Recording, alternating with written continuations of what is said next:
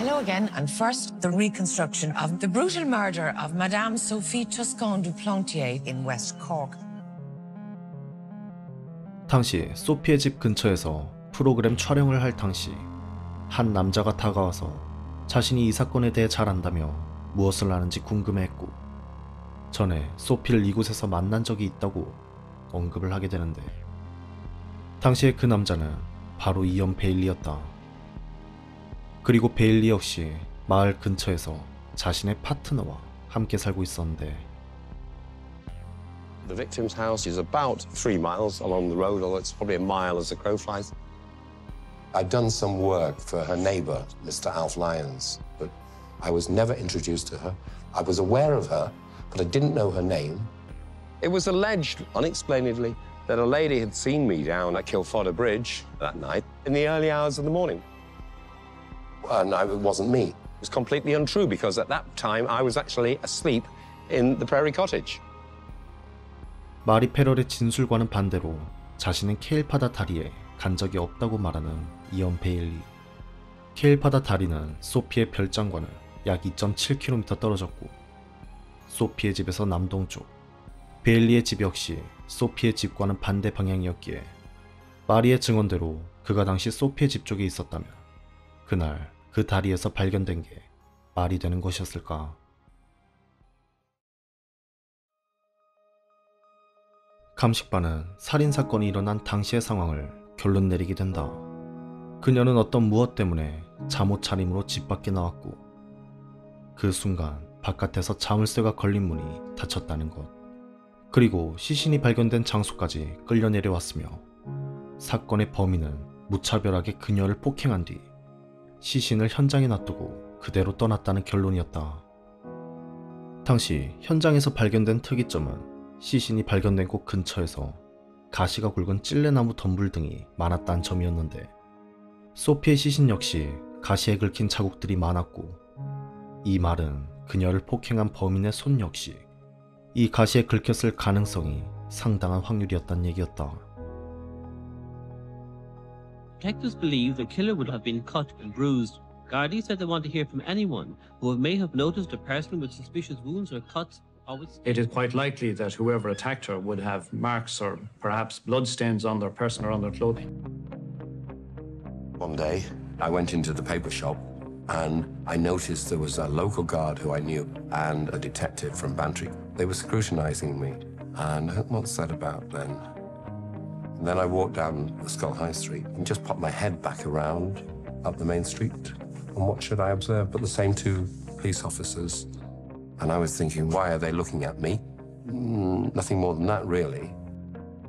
이것은 마치 평화수호대가 베일리를 범인으로 낙점하고 지켜본다는 느낌이었으며 베일리는 아직 범인이라고 할 만한 무언가가 확실하게 밝혀지지 않았고 그 순간에는 무죄 추정의 원칙 따윈 평화수호대에게 중요한 것이 아니었을 것이다.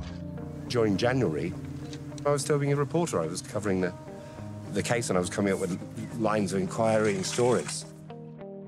I would ring up the Sunday Tribune, a reputable Sunday paper, during the week and talk with the news editor about ideas for the Sunday coming and just telling her what I was picking up to give her an idea of maybe the sort of story, a line I could take. 당시 여전히 기자로 활동하던 베일리는 정보를 얻기 위해 현장에 접근했었는데 사건이 발생하고 사흘 뒤에 그는 소피의 집 쪽으로 갔다. 출입이 통제되었지만 그는 소피와 가까이 살던 이웃 알피 라이언스의 집으로 우유와 연탄을 배달하러 간 척을 한다. 물론 알피 라이언스는 그에게 부탁한 적도 없었지만 말이다. 분명 이언 베일리는 이 사건에 대해 아는 것이 많아 보였고 그것은 분명한 사실처럼 보였는데 당시 소피의 사망 사건이 일어난 지 며칠 후인 12월 28일 그는 신문에 그녀가 둔기 외상으로 죽었으며 집안의 식기 테이블에 와인잔이 2개가 있었고 소피가 성폭행은 당하지 않았다고 기고했다. 그 기사는 마치 누군가에게 정보를 받는 것처럼 보였고 결국 그가 신문에 이 사건을 기재하며 그녀의 남편 다니엘이 프랑스에서 암살자를 보내 그녀를 죽였다는 얘기를 하고 있었다. The victim had a large amount of insurance money on her life, and the beneficiary of the insurance money was the husband, Daniel Toscan de Plantier. Sophie was his third trophy wife, and he wouldn't come over to identify the body.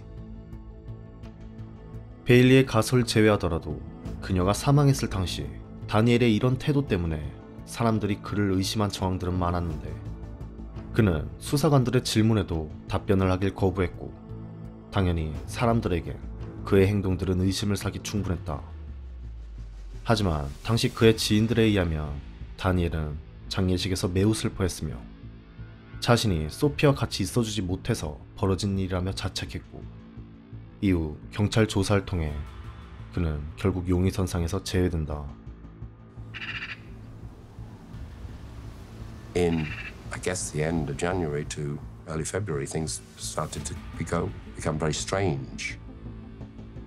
I was putting stories through to the Sunday Tribune. I was talking to Helen Callanan, who was the news editor. She said to me on one occasion, she said, "Do you know what they're saying up here, Ian?" And I said, "No, tell me what they're saying." They're saying, the word is, you murdered her.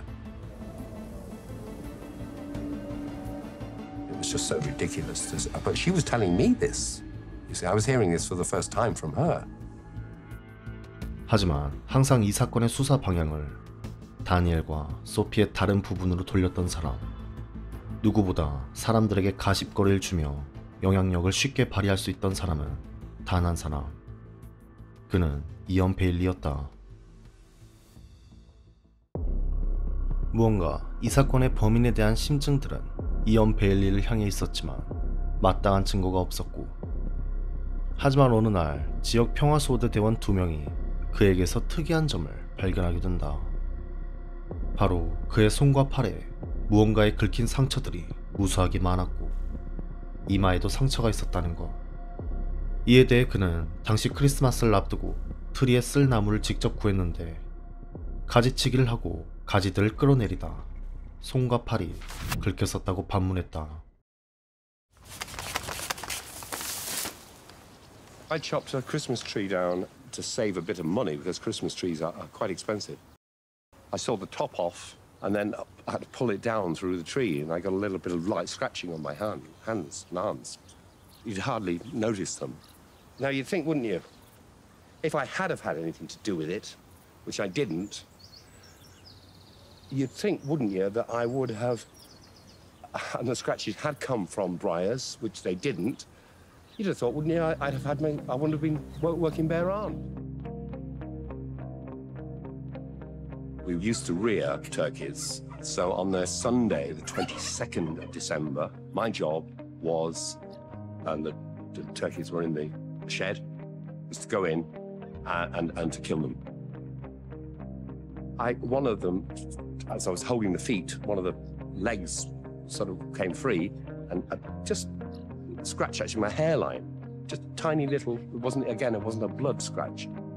And subsequently that got blown out of all proportion. They said, "Oh, he got that in the process of murdering Madame Plantier."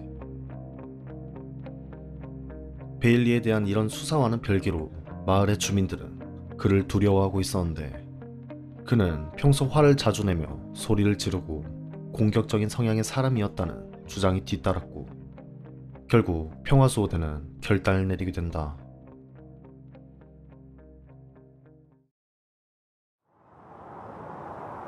I was typing and I noticed two gentlemen coming round the back of the studio, came to the back door. They were pretty austere. One of them said, "You can take those off," pointing at my Wellingtons. He said, "Not going to need them where you're going today, boy." Something like that. And the next thing, I was cautioned, "You have the right to remain silent, but we're arresting you for the murder of Sophie Toscan de Plantier." And it was... 평범한 일상에서 긁혔다기엔 무언가 이상한 그의 상처들. 그리고 결정적으로 사건이 일어났을 당시 그의 행적엔 몇몇의 석연찮은 구석들이 있었기 때문이었다. My details were taken down, height, weight, fingerprints. I was made to strip in front of 3 or 4 people, down to my underpants. And I answered questions that I was asked in successive waves by successive teams of detectives who came in. No, I wasn't there. No, I didn't do this. No, I didn't do that. 소피의 사망 당시 최초 발견 시각은 오전 10시. 뉴스가 보도된 시각은 오후 14시였다. 이 말은 오후 2시가 되어서야 모든 사람들이 알 수 있었을 시간이었고, 그는 오전 11시 반쯤 만나기로 한 사람에게 살인사건이 일어났다며 약속에 못 갈 것 같다며 말한 진술이 드러났다. 베일리의 파트너 또한 오전 10시 40분쯤 마을에서 몇 명의 주민들에게 그가 살인사건을 취재하러 갔다고 말한 기록이 있는데, 심지어 베일리와 줄스 이 두 명은 소피가 프랑스인인 것도 알고 있었던 것이었고, 이 기록들은 13시 40분쯤 동료로부터 확인 전화를 받아서 알게 되었다는 그의 주장과는 완전히 상충되는 일이었다. 결과적으로 그는 당시 사건 현장에 14시 20분쯤 나타났지만 베일리의 행동은 기자답지 않게 이상한 구석이 있었다. 질문도 하지 않았고 이내 곧바로 자리를 뜨고 말았는데, 과연 어떻게 베일리와 줄스는 소피가 사망한 것을 알았으며 취재라면 열정적이던 이언 베일리가 무심하게 현장을 떠나버린 것일까? One guy, Detective Sergeant Kelleher, I think, you fucking bastard, you fucking bastard, and came at me like that. Made a fist. Sorry for as though he was going to hit me. They were aggressive. They used a lot of expletives. It seemed to me to be very unsophisticated. They'd never met somebody like me, an English person with a bit of an education and a bit of experience in life. 이제 이언 베일리가 모든 상황에서 거짓말을 하고 있는 것인지, 그를 구금한 평화수호대 측에서 거짓말을 하는 것인지 진실은 알 수가 없다.